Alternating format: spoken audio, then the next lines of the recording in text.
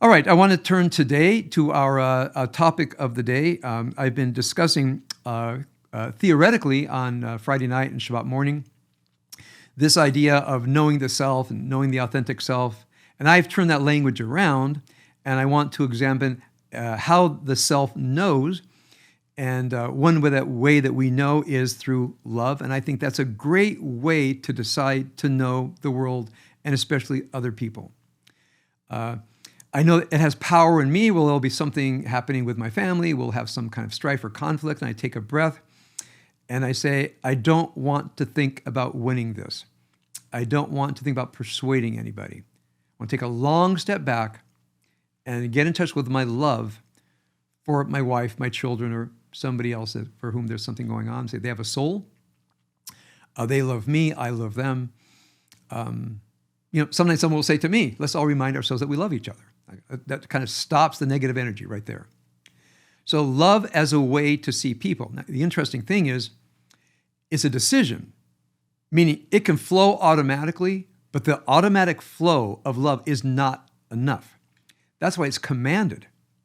I remember when I was a young person and I thought about this idea that God commands emotions. I couldn't get anybody to explain this to me. I thought emotions are involuntary. They come up from within. And I didn't understand how God could command an emotion such as don't hold grudges, love your neighbor as yourself. I thought love was something that just flowed up. And I asked enough where people said, actually, it's a commandment. Like the commandment at Passover. Vahita ach samech, you shall only be happy. You say, well, I'm not happy. Well, then you have some work to do because the mitzvah is be happy. So this is where the idea of mitzvah is a really profound idea. It's a duty. It's a duty to love your neighbor as yourself. You're saying, I'm having real trouble with it. That doesn't mean it's not a mitzvah. It means you might only be able to observe it 1%, 2%, 3%, but it's still a mitzvah. So I think as we human beings cultivate consciousness, we realize that the lens of love is probably the ultimate lens, I think both in Judaism and in Christianity. It's not sufficient, but it's there. I think related to the lens of love is beauty. And sometimes people say, colloquially, smell the flowers, which is the way to say, stop for a moment and see the beauty in the world. And I think that's right. I mean, I remember when I was new in my spiritual path, I would actually stop, when I went for a run, stop and look at flowers. There's a flower that my family knows what it looks like. I don't know the name of it, but it's tiny little petals with a vast array, kind of an explosion of colors in this one little flower. And I would go by this one person's house, stop, and I would look at it, and I would smell it. And I would only pick one off a day because I didn't want to denude the tree, the bush. I smell it. I'd look around me. I'd hold on to it, take it home. So every time I went for a run, I tried to end at that flower bush. One time the owner came out and I said, is it okay if I take one a day? He said, they're all going to die soon anyway. So yeah, you take one a day, and when it reblooms, you can continue to take one a day as long as you want. So that was one way that I said, when I take my run, where I'm huffing and puffing, trying to get in shape, stop and actually, not metaphorically, smell the flower. Now, as I moved along in my spiritual path, sometimes, I would have relationship with trees. I know it sounds a little bit odd, but just about everywhere I've gone, I feel that some tree, is speaking to me. I remember when I was overseas in Okinawa, there was a tree on my base that I used to commune with. On the kibbutz, there was a tree I used to commune with. I have a few trees now that I commune with, but I always find a way to commune with something alive in nature. And being very open with you now, I also commune with stones. I sometimes will find a stone and I'll pick it up and I'll think of the origins of the stone, going back to the Big Bang, going back when pure energy exploded into the world, just gas, and gas became congealed and spun around, and somehow stars and solar systems came into being, and all the matter that would ever be was created right then. There would be no more matter created. It's shaped into planet Earth, and in the, I think it is 400 billion years of this planet, with all our geological evolution, you might say. Different kinds of rocks and stones and earth. This stone ended up in my front yard. That's a pretty amazing journey from the Big Bang to my front yard. And sometimes I'll just pick up a stone and say, how'd you get here? And the stone might be saying, well, how did you get here?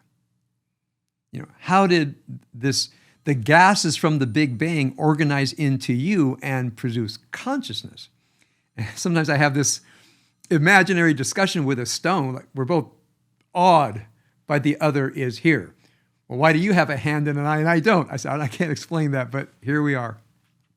So there's all kinds of ways to experience beauty, but I'm more into the miracle of the beauty of the thing in front of me. And of course, the beauty of other people's souls. So remember, that's a way to know the world. Always have something near you that you regard as beautiful.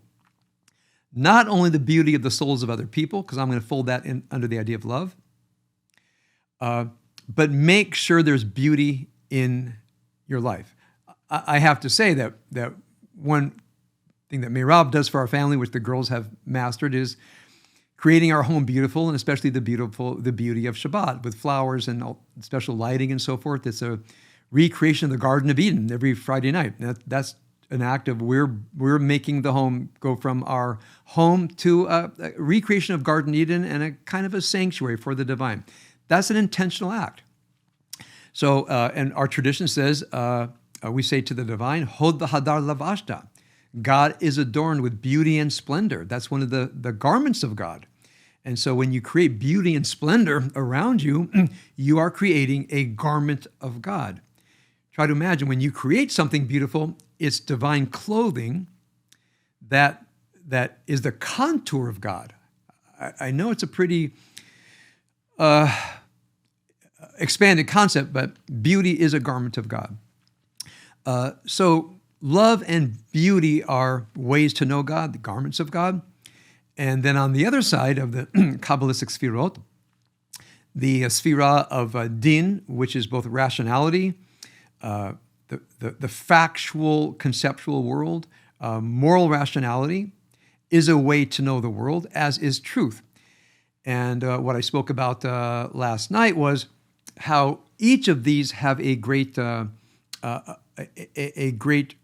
flaw in them, because we can love blindly or not well. We might see beauty to the point that we're ignoring the ugly. We might be too judgmental or not having good moral judgment at all. We might be avoiding the truth of things. So in these lenses of knowing, I think the constant examination of the lenses by which we know the world. These are just four, but they're conveniently for me located in the lower sfirot of the Kabbalah, so easy for me to remember and teach.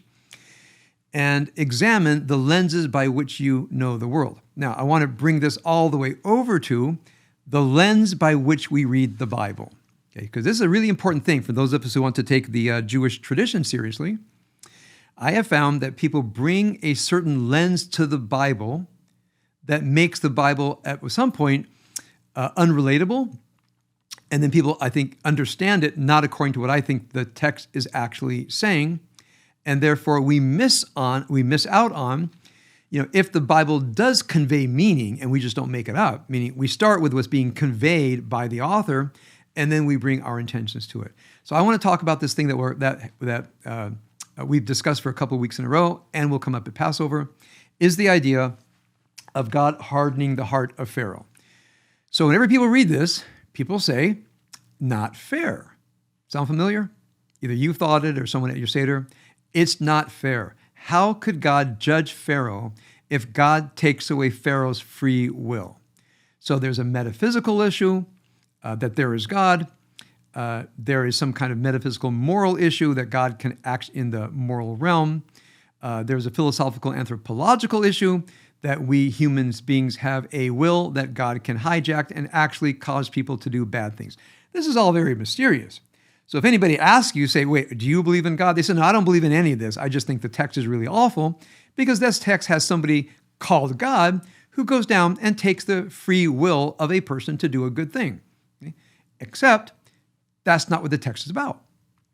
How do we know that this story is not about a meditation on free will? Well, we have to read the text and go over to Exodus chapter 7, verse 3, where this whole thing begins. You can just, this will be up on YouTube, or you can write it down. God explains what God is getting ready to do in Exodus chapter 7, verse 3. So God has called Moses and says, here's what I'm going to do. I'm going to appoint you, and you're going to lead the people out of the land. You're going to talk to Pharaoh. He says, but God says, I will harden Pharaoh's heart that I may multiply my signs and marvels in the land of Egypt. Straight out of the gate, God says, I want you to know, Pharaoh's not going to agree very quickly because I have something else going on, which is I need to toy with him. But as he gives in too quickly, I cannot multiply my signs and wonders. So why does God harden Pharaoh's heart? It's not about Pharaoh's free will. The text really doesn't care about Pharaoh's free will. Pharaoh is just an object. Now, I'm not saying this puts God in a good light. I'm just reading the text. It says, he's not going to say yes right away because I need to multiply my signs and wonders, meaning whatever I'm going to do, I'm going to multiply it times 10. Now you see that interesting middle part of the Haggadah where the rabbis are asking how many miracles actually occurred in Egypt. That's a pretty good insight on what the Torah portion is saying. Many miracles in Egypt, including the 10 plagues, but why 10? Because God was taking God's time. I can't tell you what that means. Now I'd be going from my opinion to what the text says, but I want you to know when someone says, how could a God of goodness take away Pharaoh's free will? One can say that's not what the text is about, according to what the text says. What the text says is, God says, Pharaoh, I will harden his heart so that I may multiply my signs and wonders. Now that's very disturbing, but it's disturbing in a different way from God. The question of how could God do it? God has reasons if you want to accept the biblical story at face value. So what I'm offering to you is read what the text says. Ask your questions by what the text says, and that will, in my mind, lead you down on a better and deeper road than bringing your questions to the text that the text doesn't care about. Now, I'm not saying you can't ask those questions. Sure, you could ask those questions, but there's a great value in Jewish interpretation of Scripture is start with the Peshat. Start with what the text is actually saying. You look at the Hebrew, you try to figure out the Hebrew words. If you're going in English, just look at the simple meaning of the words and don't skip Exodus chapter 7, verse 3. That's the key. Now, then that's the initial key. The next key will be at the very end of all this in chapter 14. Let's see if I can bring this up. It's the first time I'm using my Sepharia to do this work. Okay, chapter 14. This is the actual story of the parting of the Yam Suf, the Sea of Reeds. Chapter 14.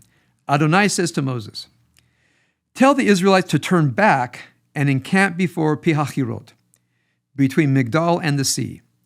Before Baal Zephon, you shall encamp there facing the sea. Why? Well, from what we read in the text, is so Pharaoh could find them.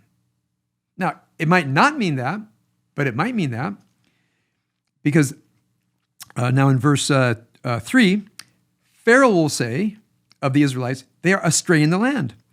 The wilderness has closed in on them, meaning Pharaoh's scouts have found the Israelites, and it says they are nivuchim ba'aretz. Now, my translation says astray, but that's not what the word navoch means. And I should have brought up a better translation. Navoch means confused. Navoch means you've lost your compass. In fact, Maimonides' great book, The Guide for the Perplexed, is called More Nivuchim, using this very word here. So in just a minute, I'll try to see navoch or nivuchim as a archetypal concept of being navoch in the navoch b'midbar, which is a place where many of us arrive in our lives, but we don't have a more nivuchim, a guide for the confused, the perplexed, those who have gotten lost in the desert. So Pharaoh says something like, They are nuvochim. They are confused, got lost in the land, and the desert has closed in upon them. So it's both describing, it's what Pharaoh thinks has happened to the Israelites, and I think is an archetypal phrase for what happens to us. But the next line is the one I want you to see. What does God say at this? This is Exodus chapter 14, verse 4. God says, "And then I will stiffen Pharaoh's heart, and Pharaoh will pursue them, that I may gain glory through Pharaoh and all his host, and the Egyptians shall know that I am Adonai." Now, so now you see God saying, I'm going to stiffen his heart. I'm going to make sure he finds them, that I'm going to lead them through the sea, and I'm going to make sure he pursues them. Why? Because God is saying, I have a point to make. He's not just taking away Pharaoh's free will. That's child's play. And for this God, God says, I'm going to do it 10 times over.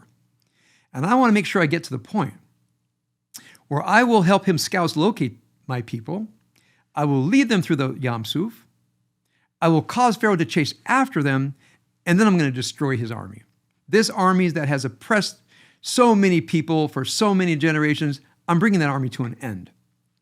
Now, in a previous Torah portion, I wrote, my comment was a street fighting God, meaning a God who says, Pharaoh, one-on-one, hand-on-hand combat. I've got to teach you a lesson. The whole world's going to know about it.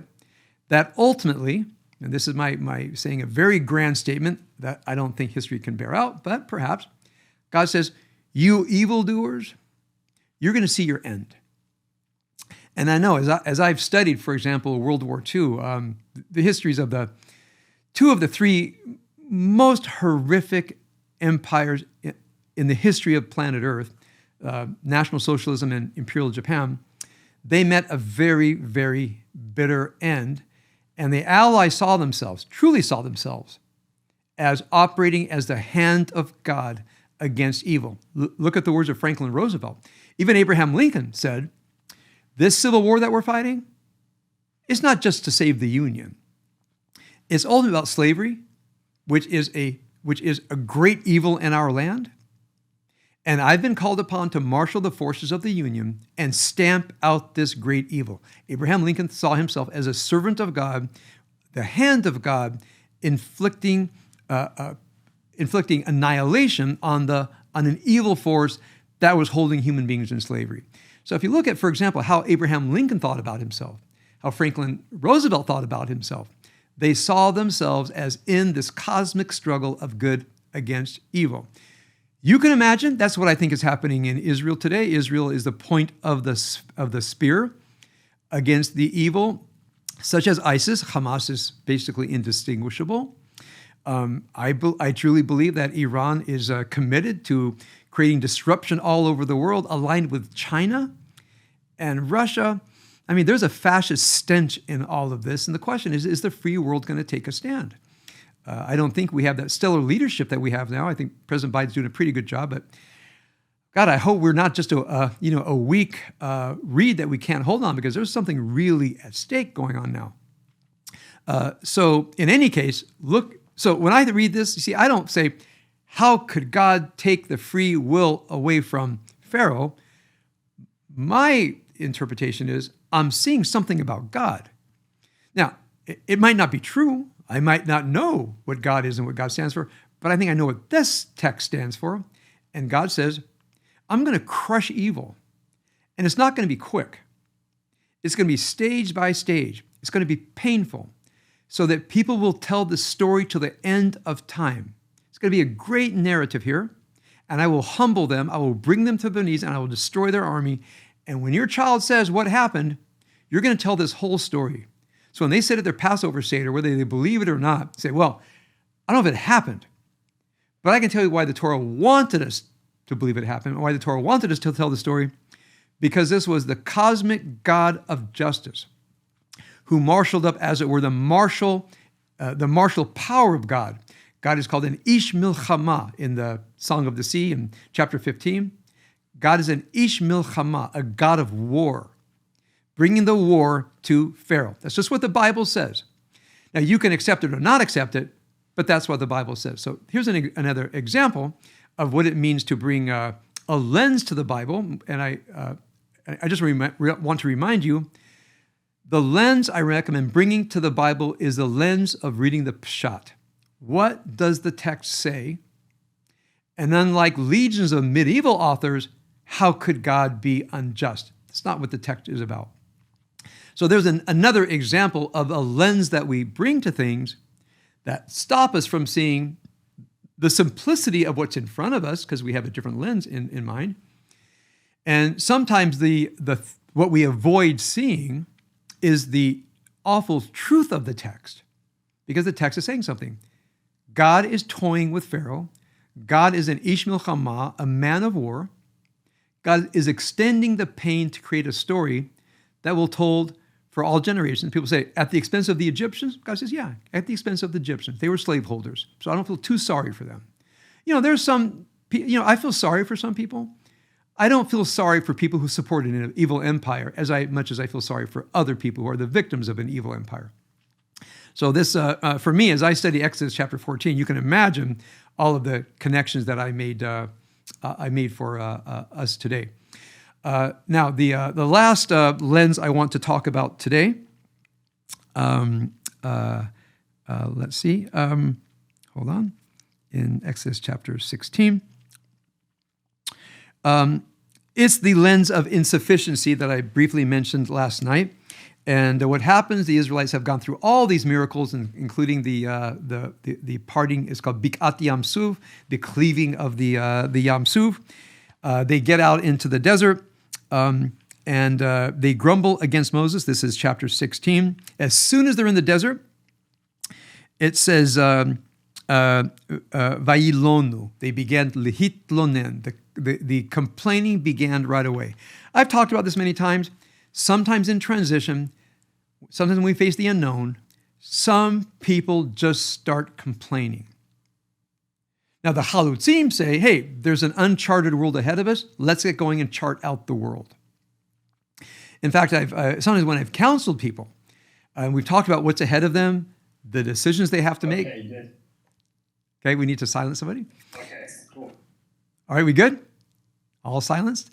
Yes. So I will counsel a person, and we will try to chart out the future as well as we can. And I say, you still seem anxious. And they say, well, it's unknown. I say, every day is unknown, but you have a plan. And some people will respond, I know we've tried to chart out the course ahead of me. We've charted out a plan of action. I still feel anxious. That's what's happening here. They know where they're headed. They're headed to Mount Sinai. They kind of know what the game is. God, Moses, Aaron are going to lead them there. They may already know they're going to have to defend themselves. But some people, when they think about all this, it's just way too much. They're on overload. They can't, as I often say, just do their duty. Get in line, form yourself into your regiments and battalions and companies, get ready to defend, and get on the march to Mount Sinai because we're not going anywhere else. Get with the program. So they say, yeah, but we are hungry. And so you might say that at this point, I just have to imagine this. God says, the God of the universe has picked a slave people, defeated the empire of Egypt, done the miracle at the Yam Suf. We're headed to Mount Sinai, and to get the law of God, they go, yeah, but I'm hungry. I didn't have lunch, right? And so I just think, if God had hair, God would be pulling out God's hair at this point, and just astonished at all this.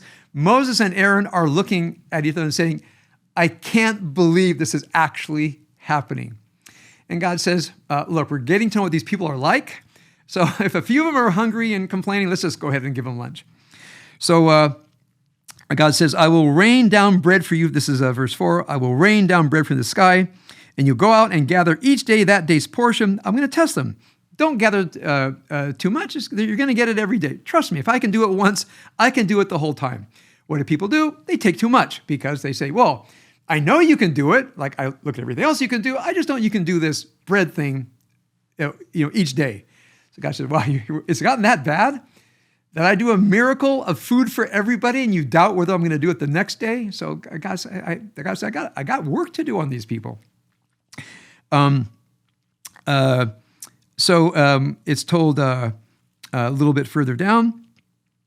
We're going to go down to verse 13 and 14. It says, quail appeared. The quail appeared and seemed to disappear. In the morning, there was the fall of dew about the camp, D-E-W. This is Exodus 16:13, and now Exodus 16:14. When the fall of the dew had lifted, there was over the surface of the wilderness lay a fine, I'm reading from the English, a fine and flaky substance, as fine as the frost on the ground. It says, dak mechuspas dak kikafor al ha'aretz. And when the Israelites went out and said it, they said to one another, mahu.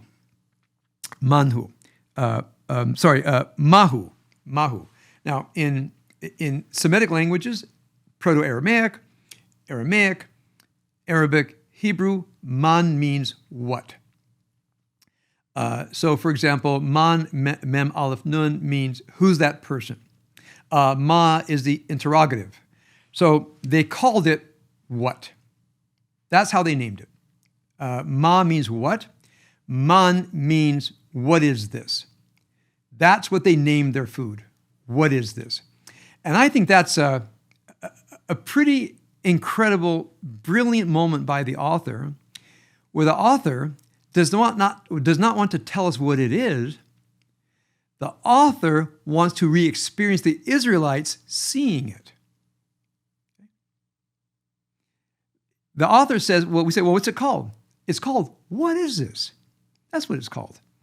You don't have a name for it? God says, I prefer their name. I prefer their name. The whole ground is covered with a substance that looks like sesame crackers, sweet honey sesame crackers. That's my best. We like to eat it so we can always remember what the manna tastes like. And in the Midrash it says, it tasted like everybody's favorite food. Okay, so go out and get your sesame crisp, your honey sesame crisp, and then imagine your favorite food, and then taste it, and it's your favorite food. It's like a Jewish version of transubstantiation of the wine and the wafer. The man transubstantiates into whatever your favorite food is. Now then I had to face my favorite food, which was grievous for me because I'm a vegan due to health concerns. And my favorite food is a hamburger from Burger King. So so I guess I'll have a hamburger the day before I die. I'm planning that. But until then, I'm stuck with a vegan diet and eating sesame honey crisp and imagining what my favorite food is. But look at the people.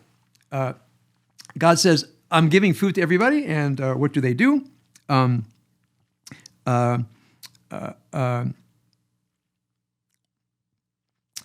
let no one keep any of it to save for the next day. I'm going to redo this. You can trust me. It's just going to go on and on. And then it says, hold on. But they paid no attention to Moses. Some left it until morning and became infested with maggots. They said, I'm going to save it overnight. It got rotten right away. So God says, I can do this. You don't have to save it overnight. I'm going to take care of you people. On the sixth day, they gathered double for food for Shabbos. But then they put aside to morning again. The Shabbos one did not go foul, and God reminds them of the law, and then the chapter closes with God complaining to them. It says they called it manna, and chapter 17. Just to make this short, they start complaining immediately again. So what we find is, and we can look at ourselves and other people. I'll go ahead and wrap this up here. The complaining brain is a way we see the world. And I compare the complaining brain to the brain of the chalutz, the Israeli word of the intrepid chalutz who both clears the swamps and defends the camp at night. So I think every tribe, every culture, every society has those who say, I get the mission, I'll train for the mission, I'll fulfill the mission, you can rely on me. And there's other kind of people that the minute something goes bad, they start to complain. I want to remind you one of my favorite elements of the Midrash on the parting of the Yam Suf, that as the sea parts one side to the next, and they're walking through, and the Israelite looks down and says, "My shoes are getting wet." So some people saw the mountain of water on either side, and they saw the angels of God and the hand of God, and some people saw their shoes are getting wet. Those are typologies of human beings, and we see this here. So the brilliance of this author, the utter brilliance of this author, while telling us the epic story of the salvation of the divine at the Yam Suf, always has to remind us the people believed what they were seeing, but it made no difference. I just want to say this is an element of the theme that I was developing up before the high holidays. Is I'm calling it cracks in Jewish theology. I'm thinking of Leonard's, there's a crack in everything, that's where the light gets in. When people say, God is creator, that didn't go so well. There's all kinds of things that just entropy kicked in and creation degenerated all to the time of Noah, where God says, I'm redoing the whole thing. I'm going to go back to water, going to drown everything, start over again. So notice, God creates the world in Genesis 1, but destroys the world in Genesis 6 and 7. So you got to put that in creation. Another pillar of theology is revelation. God reveals the Torah at Mount Sinai. And then what happens? Moses has to break the tablets because people say, we don't want it. So part of revelation is rejection. So if you're going to teach Judaism, revelation, creation, revelation, redemption, say creation gone bad, revelation made no difference, and now redemption, it didn't stick with them. It didn't mean anything. Their shoes were wet and they were hungry for lunch. So as I'm developing that, I really would love to write this up someday, that if you really want to understand biblical theology, in my mind, you have to tell the story of creation, the story of revelation coming up, and the story of redemption. It tells us so much more about the human condition, meaning these stories are not about the nature of God as creator, revealer, redeemer. These stories are about how human beings respond to creation, revelation, and redemption. In other words, the Bible is not a book for theology. It's a book of philosophic anthropology. This is about you and me. This is about how we experience life, what we do with life. Do we tear down creation? Do we reject revelation? Do we reject revelation? Do we spoil the redemption?